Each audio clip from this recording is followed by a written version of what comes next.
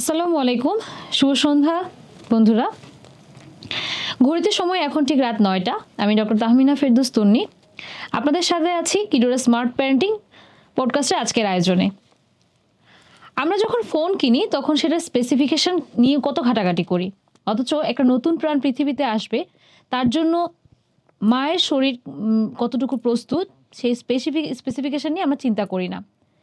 বিয়ের ৩ মাস না যেতেই সমাজে যখন চাপ দেয় সুখবর কই, তখন মায়ের মানসিক অবস্থা যে কোথায় গিয়ে দাঁড়ায় তা আমাদের ইনবক্সে আমরা প্রতিদিন দেখি। কিছুদিন আগে আমাদের ইনবক্সে একটা মেসেজ আসে। এক নববিবাহিত বোন লিখেছেন, আপু বিয়ের ৩ মাস হলো, এখনও কনসিভ করছি না। শাশুড়ি অলরেডি ডাক্তার দেখানোর চাপ দিচ্ছেন। আমি কি কোনোদিন মা হতে পারবো না? এই যে ভয়, এই যে অনিশ্চয়তা, এটা আমাদের প্রত্যেকের ঘরে ঘরে।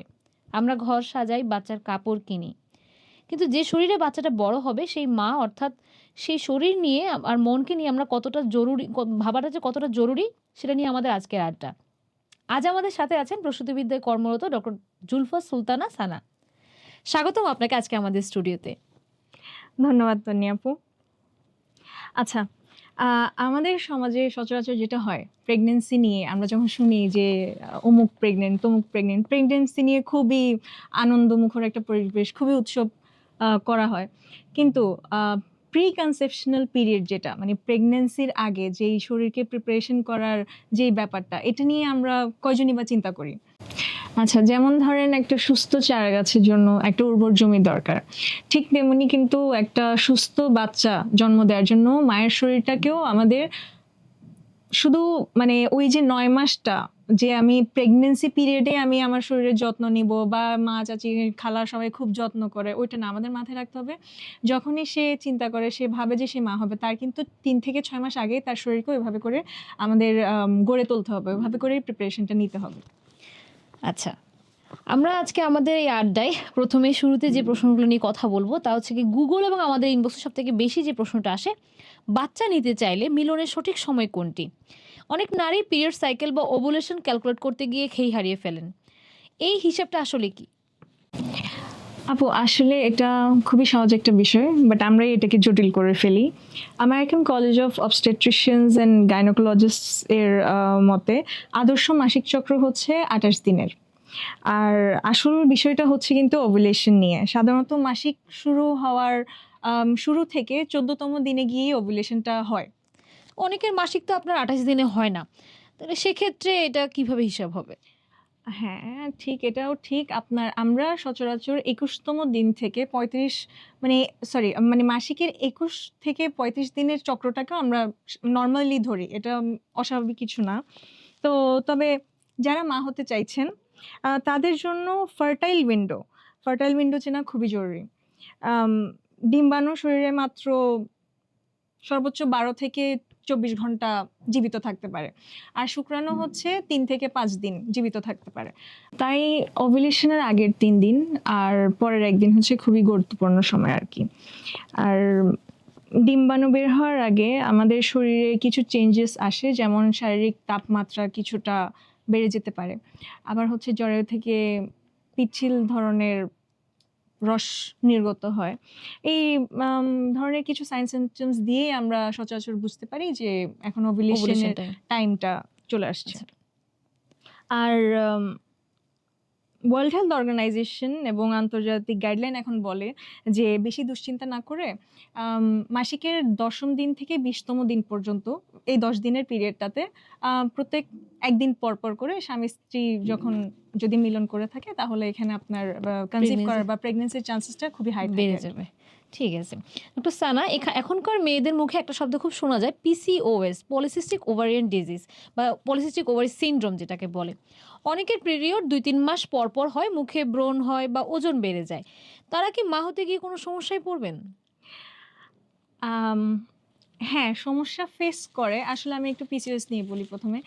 পিসিওএসটা হচ্ছে বলা যায় এখনকার আমরা যে লাইফস্টাইলটা মেইনটেইন করি এটার জন্য এক ধরনের একটা অভিশাপ।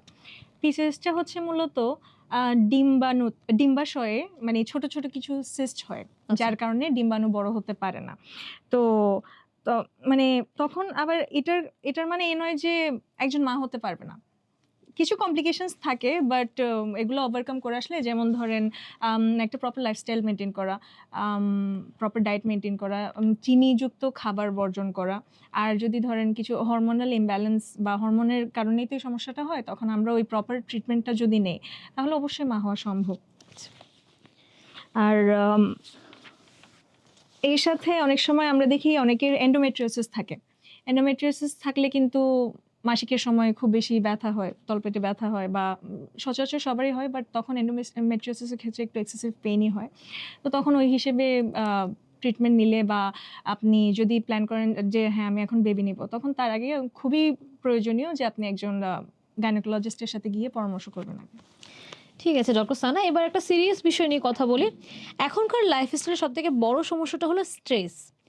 অফিস, সংসার, আবার আমাদের সমাজে বিয়ের মাসখানেক পর থেকে আত্মীয় স্বজন সবাই শুরু করে একটা প্রশ্ন যে কবে সুখবর পাবো। এই যে সামাজিক বা শারীরিক মানসিক চাপ, এটা কি গর্ভধারণের জন্য কোনো ধরনের কোনো সমস্যা হয় বা কোনো ধরনের কি কোনো বাধা সৃষ্টি করে এটা? হ্যাঁ, আসলে আপু, এই বিষয়টি নিয়ে আমি খুব আক্ষেপ করি। অতিরিক্ত স্ট্রেস আমাদের হরমোন লেভেলকে কিন্তু উলটপালট করে দিতে পারে।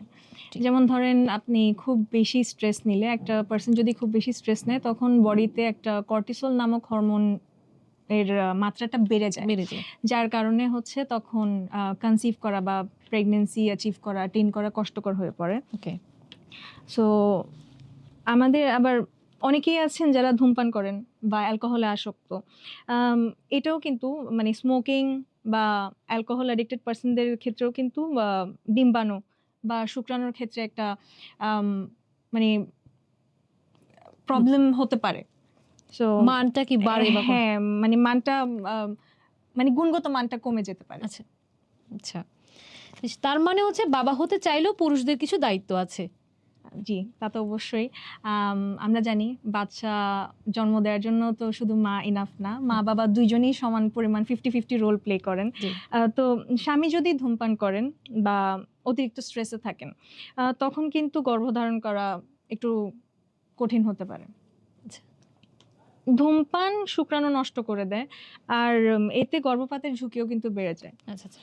আম আমি হবু বাবাদের ক্ষেত্রে বলতে চাইবো, আপনার স্ত্রীর প্রস্তুতির পাশাপাশি আপনারাও লাইফস্টাইলটা চেঞ্জ করতে হবে। আম মা হতে যাওয়ার জার্নিটা আসলে একটা টিম ওয়ার্ক। এটা একার পক্ষে পসিবল না। তাই প্রেগন্যান্সি প্ল্যান করলে কিন্তু স্বামী-স্ত্রী দুজনেরই যেন একটা মানে হাসিখুশি একটা ওয়েল এনভায়রনমেন্ট মেইনটেইন করতে পারেন, একটা আনন্দমুখর পরিবেশের মধ্যে থাকেন, এটা খেয়াল রাখতে হবে। আর রাত জেগে ফোন স্ক্রল করা বা কম ঘুম, এগুলা কিন্তু এফেক্ট করে। এজন্য আমি বলব যে রাত জেগে ফোন স্ক্রল করবেন না। এটা থেকে বিরত থাকবেন। পর্যাপ্ত পরিমাণ ঘুম যেন হয়। আর ক্যাফেইন কমিয়ে আনা খুবই দরকার। আর হচ্ছে ওয়ার্ল্ড হেলথ অর্গানাইজেশন বলছে যে প্রি কনসেপশনাল চেকআপ, আ এই চেকআপের ক্ষেত্রে রুবেলা ভ্যাকসিন বা হেপাটাইটিস বি এর স্ট্যাটাস চেক করা খুবই গুরুত্বপূর্ণ। কারণ কনসিভ করার পর অনেক ভ্যাকসিন আছে যেগুলা চাইলেও দেয়া যায় না। কারণ এগুলা প্রেগন্যান্সিতে ক্ষতি করে। টার্মিনেশন করে ফেলে, মানে অ্যাবর্শন হয়ে যায়। এজন্য এগুলা আগেভাগেই চেক করে নেওয়াটা দরকার। ডক্টর সানা, সব প্রস্তুতি তো হলো। এবার ধরুন একজন মা পিরিয়ড মিস করলেন। তখনই সবার আগে দৌড়ে গিয়ে ফার্মেসি থেকে একটা প্রেগন্যান্সি কিট নিয়ে কিনে আনা হয়, এবং কিন্তু কিট ব্যবহারের সঠিক নিয়মটা কি? অনেকে বলেন আপা একটা দাগ আর একটা খুব হালকা দাগ, আমি কি কনসিভ করেছি? এই কনফিউশনটা কিভাবে দূর করবেন? এটা আপু খুবই ইম্পোর্টেন্ট একটা প্রশ্ন করলেন। প্রেগন্যান্সি কিট মূলত প্রস্রাবে HCG মানে হিউম্যান কোরিয়নিক গোনাডোট্রোপিন বলি আমরা। এটা এক ধরনের একটা হরমোন। এই হরমোনের মাত্রাটাই পরীক্ষা করার জন্য এই টেস্টটা করা হয় আরকি। তো এই হরমোনটি তখনই তৈরি হয় যখন ভ্রূণ হচ্ছে জরায়ুতে গেঁথে যায়। তো এখানে ৩ টি বিষয় মায়েদের মনে রাখতে হবে। ১ম হলো সঠিক সময়। দ্বিতীয় হলো হালকা দাগের মানে কি? আর তৃতীয় হলো ফলস পজিটিভ বা নেগেটিভ বলতে আমরা কি বুঝি? তো ১ম টা আমরা দেখি, যেমন সঠিক সময়। যে আমরা প্রেগন্যান্সি টেস্টটা বা এই টেস্ট কিট দিয়ে টেস্টটা কখন করতে পারি? এটা অনেকেই জানেন না। দিনের যেকোনো সময় পিরিয়ড মিস গেলে এটা এনে, বা যেকোনো দিন ৩-৪ দিন মিস হয়েছে এরপরে আমি টেস্ট করে ফেললাম। তখন কিন্তু ফলস রেজাল্ট আসতে পারে। এজন্য এটার সঠিক সময় হলো ঘুম থেকে ওঠার পর, মানে সকাল ভোরবেলা যে ১ম ইউরেনটা হুম। ওইটা নিয়ে টেস্ট করা, কারণ তখন অ্যাকুরেট রেজাল্ট আসার চান্সেসটা খুবই হাই, কারণ ওই টাইমে শরীরে HCG হরমোনের লেভেলটা খুব বাড়তি থাকে। বাড়তি থাকে। আর দ্বিতীয় পয়েন্টটা হচ্ছে আপু, হালকা দাগের মানে কি? তো অনেক সময় ২টা দাগের মধ্যে একটা গাঢ় দাগ এসে থাকে আর একটা হালকা হয়ে থাকে। তো এটা আমরা ধরে নিতে পারি যে হ্যাঁ, সে কনসিভ করেছে। তো যেহেতু একটু কনফিউশন বা একটা প্রশ্ন তাও থেকে যায় যে কেন হালকা দাগ কেন? হালকা তো দাগ। সেই ক্ষেত্রে আমরা করতে পারি কি, আমরা আরো ৩-৪টা দিন ওয়েট করে গ্যাপ দিয়ে আবার টেস্টটা রিপিট করে দেখতে পারি। রিপিট করে দেখে তখন আমরা এনশিওর করতে পারবো যে আসলে বিষয়টা কি। কিন্তু মাথায় রাখতে হবে যেন মর্নিং এ আর্লি আওয়ারের ইউরিনটাই হয়। দিনের যেকোনো সময় করলে রেজাল্টটা আবার এলোমেলো আসতেই এলোমেলো পারে। আসতে পারে। আর হলো থার্ড পয়েন্ট, যেটা আমাদের ফলস পজিটিভ বা নেগেটিভের ব্যাপারটা। কখনো কখনো কিছু ওষুধের কারণে বা খুব ভোরে টেস্ট না করলে, যেটা আমি এতক্ষণ ধরে বারবার বলে আসছি, ভুল রেজাল্ট তখন কিন্তু আসতেই পারে। তাই কিটে পজিটিভ আসা মাত্রই একজন গাইনোকোলজিস্টের কাছে গিয়ে রক্ত পরীক্ষা, সেরাম HCG পরীক্ষা করে নিলে আমরা ফুল এনশিওর হতে পারতেছি। আচ্ছা, তার মানে হলো হালকা দাগ দেখলেই ঘাবড়ে যাওয়ার কিছু নেই। এটা হলো মূলত শুরুর সংকেত। হ্যাঁ, একদম তাই আপু। আর মনে রাখতে হবে, কিট পজিটিভ আসা মানেই আপনার কিন্তু যাত্রা শুরু। সো তখন থেকেই কিন্তু ভারী কাজ বন্ধ করে বিশ্রাম এবং ফলিক অ্যাসিড নেওয়া শুরু করে দিতে হবে। আচ্ছা ডক্টর সানা, ফলিক অ্যাসিডের কথা যেহেতু বললেনই, তবে খাবারের দিকে একটু আসি।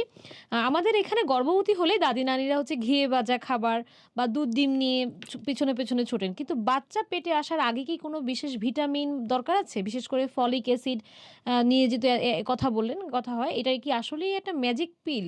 হ্যাঁ আপু, ম্যাজিক পিলই বলা যায় আসলে। CDC মানে centre of disease control and prevention এবং American college of obstetricians and গাইনোকোলজিস্টের গাইডলাইন অনুযায়ী আপনি প্রেগনেন্সি প্ল্যান করার অন্তত ৩ মাস আগে থেকে ফলিক অ্যাসিড ৪০০ মিলিগ্রাম করে ডেইলি খাওয়া শুরু করে দেওয়াটা খুব প্রয়োজনীয়। আচ্ছা, আচ্ছা। কেন? এটা না খেলে কি হয়? এটা না খেলে যেমন ধরেন আমাদের শরীরে যখন একটা বাচ্চা আসে, তখন বাচ্চার গ্রোথের ব্যাপারটা, সে তো গ্রো করছে বডিতে। তখন যেমন বাচ্চার নিউরাল টিউব বা মেরুদণ্ড ও মস্তিষ্ক তৈরি হয় প্রেগনেন্সির ১ম ২৮ দিনের মধ্যেই। এটা কিন্তু খুব ইম্পোর্টেন্ট একটা পিরিয়ড। ১ম ২৮ দিন। এই টাইমে কিন্তু অনেকেই জানেও না যে সে কনসিভ করে কনসিভ আছে। করে ফেলছে। হ্যাঁ। এক্সাক্টলি। তো দেখেন বিষয়টা কিন্তু এমন একটা টাইমে স্টার্ট হয়ে যাচ্ছে। নিউরাল টিউব বা মেরুদণ্ড তৈরি হয়ে যাচ্ছে এমন একটা টাইমে, যে টাইমে একটা মানুষ যদি জানা নাই থাকে, তো সে তো এখানে কোনো ওইভাবে তার প্রিপারেশন নেওয়ার ব্যাপার আসতেছেই না। কিন্তু ওই পিরিয়ডটা আমাদের কি পরিমাণে ইম্পর্টেন্ট। তো শরীরে আসলে ফলিক অ্যাসিড না থাকলে বাচ্চার জন্মগত ত্রুটি নিয়ে জন্মাতে পারে সে। এই সময় ফলিক অ্যাসিডের অভাব থাকলে কিন্তু বাচ্চার স্নায়ুতন্ত্রের জন্মগত ত্রুটি হতে পারে, যাকে আমরা নিউরাল টিউব ডিফেক্ট বলে থাকি। আর আমাদের দেশে তো মায়েদের একটা বড় সমস্যা হলো অ্যানিমিয়া বা রক্তশূন্যতা। হ্যাঁ, তা ঠিক। আসলে আপু, প্রেগনেন্সিতে শরীরে কিন্তু রক্তের চাহিদাটা বেড়ে যায়। কারণ তখন তো মা একা না, তার মধ্যে আরেকটা জীবন গড়ে উঠছে। ওই বাচ্চাটারও তো রক্তের প্রয়োজন। তো আমাদের দেশের মেয়েদের শরীরে আসলে আয়রন এবং ক্যালসিয়ামের ঘাটতি থাকেই। তো ভিটামিন ডি এর অভাবও প্রচুর। তাই মাছ, দুধ, কলিজা আর রঙিন সবজি তো আমি বলব তাদেরকে খাওয়ার জন্য। তবে তার আগে কিন্তু চেক করা উচিত আপনার শরীরে আ কোনো মানে বড় ধরনের ঘাটতি আছে কিনা। হুম। আর আয়রন সমৃদ্ধ রঙিন প্লেট আপনার কনসিভ করার শক্তি বাড়িয়ে দেয়। মানে আপনার ধরেন আম আমাদের একটা সুস্থ বেবি আমরা কনসিভ করে ওকে সুস্থভাবে জন্ম দেওয়ার জন্য কিন্তু আমাদের অনেকগুলো জিনিস মাথায় রাখতে হবে। তো ওইগুলার মধ্যে এগুলো কিন্তু কয়েকটা পয়েন্ট আমাদের মাথায় রাখতে হবে। আর দেশি সহজলভ্য খাবার দিয়েই কিন্তু প্রস্তুতি সম্ভব। তার জন্য যে আমাদের খুবই একদম দামি, দামি খাবারের প্রয়োজন তা কিন্তু না। তবে হ্যাঁ, অতিরিক্ত চা, কফি বা প্রসেসড খাবার এখন থেকেই কিন্তু কমানো ভালো। আচ্ছা। ডক্টর সানা, আমাদের মায়েরা কিছু আজব প্রশ্নও করেন। যেমন কোন খাবার খেলে ছেলে হবে বা আর কি খেলে মেয়ে? বিজ্ঞানের ছাত্র হিসেবে আমরা জানি যে এটা সম্পূর্ণরূপে অযৌক্তিক একটা বিষয়। কিন্তু সাধারণ মানুষের মনে তো অনেক বিশ্বাস এই বিষয় নিয়ে। হ্যাঁ, এই জিনিসটা আসলে আপু খুব স্পেসিফিক্যালি এটা ক্লিয়ার করা দরকার।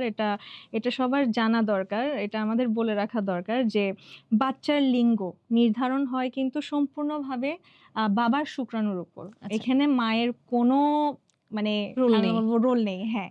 তো মানে বাবার ক্রোমোজোম যেটা আসতেছে, বাবার মানে শুক্রাণু থেকে যে ক্রোমোজোমটা আসতেছে ওইটার উপরেই ডিপেন্ড করে যে বাচ্চা কি হবে, ছেলে হবে না, নাকি মেয়ে হবে। মেয়ে হবে। এখানে খাবারেরও আসলে কোনো ভূমিকা নেই।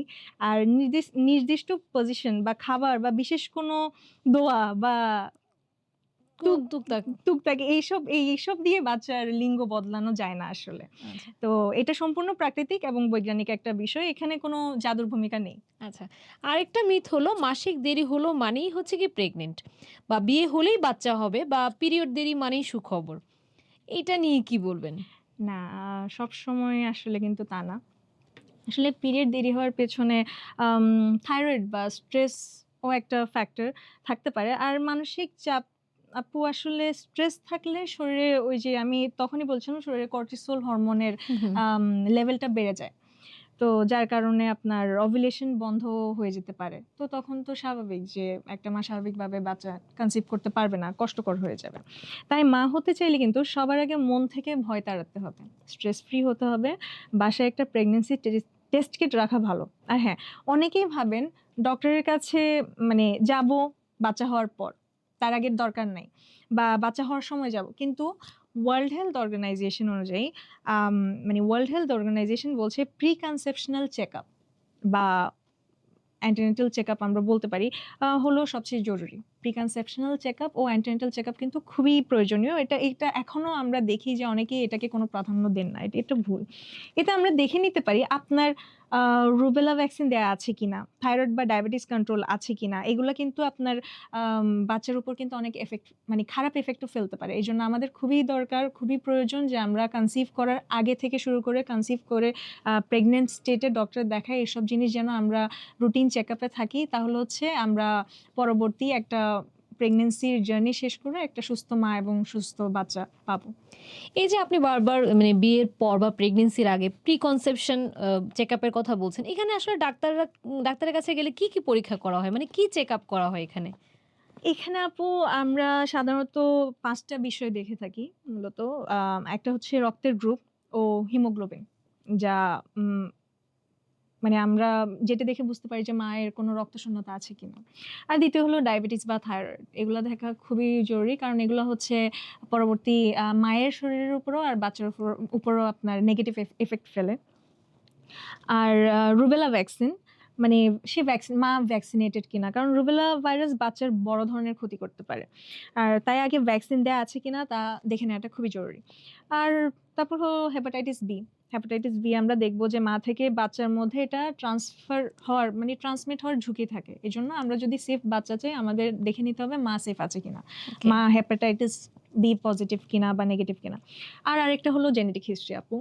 জেনেটিক হিস্ট্রি হচ্ছে পরিবারে কারো এমন ধরনের কিছু রোগ আমরা দেখে থাকি না ব্লাড রিলেটেড থ্যালাসেমিয়া হুম, হুম। বা এমন আরো অনেক রোগ আছে। তো জেনেটিক ডিজিজ আছে। জেনেটিক ডিজিজ আছে যেগুলা মানে ফ্যামিলিতে জেনারেশনের পর জেনারেশন ট্রান্সমিট হয়ে থাকে। তো আমরা এটার জন্য আমরা জেনেটিক হিস্ট্রিটা নিয়ে থাকি যে থ্যালাসেমিয়া বা কিছু আমার বাচ্চার কাছে যাচ্ছে কিনা, ট্রান্সমিট হওয়ার সম্ভাবনা আছে কিনা এগুলাই। ডক্টর সানা, দেখতে, দেখতে সময় প্রায় শেষ হয়ে এলো। আপনাকে অনেক ধন্যবাদ এত সুন্দর করে বুঝিয়ে বলার জন্য। ২৫ টি ভিন্ন, ভিন্ন সমস্যা কিন্তু সমাধান একটাই, সেটা হলো সঠিক তথ্য আর সচেতনতা। আজ আমরা মা হওয়ার আগে থেকে শুরু করে প্রেগন্যান্সি কিটের ২ দাগ পর্যন্ত কি পুরো জার্নিটা নিয়ে কথা বললাম। আরও কথা বললাম ফলিক অ্যাসিড কেন জীবনদায়ী, বাবার প্রস্তুতি এবং মানসিক স্বাস্থ্যের ভূমিকা। আমাদের শ্রোতাদের জন্য আপনার কোনো পরামর্শ আছে কিনা? হ্যাঁ, আপু অবশ্যই। আমার পরামর্শ একটাই যে প্রেগন্যান্সি কোনো রোগ নয়। এটা একটা সেলিব্রেট করার মতো বিষয়। এটা হচ্ছে খুব মানে কি বলবো? হ্যাপিনেস এটা আসলে প্রেগন্যান্সি অ্যাচিভ করাটা খুব সুন্দর একটা জিনিস। এই টাইম পিরিয়ডটা খুবই সুন্দর। আর মা হওয়া একটা ঐশ্বরিক জার্নি। তো এই যাত্রায় তাড়াহুড়া না, অপরাধবোধ বা দুশ্চিন্তা মোটেও না।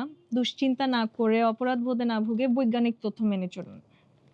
নিজেকে ভালোবাসুন, তবেই আপনি একটি সুস্থ শিশুকে জন্ম দিতে পারবেন। অসংখ্য ধন্যবাদ সানা। প্রিয় বন্ধুরা, আজকের এই আলোচনার যদি আপনাদের মনে একটুও সাহস যোগায় তবেই আমাদের সার্থকতা।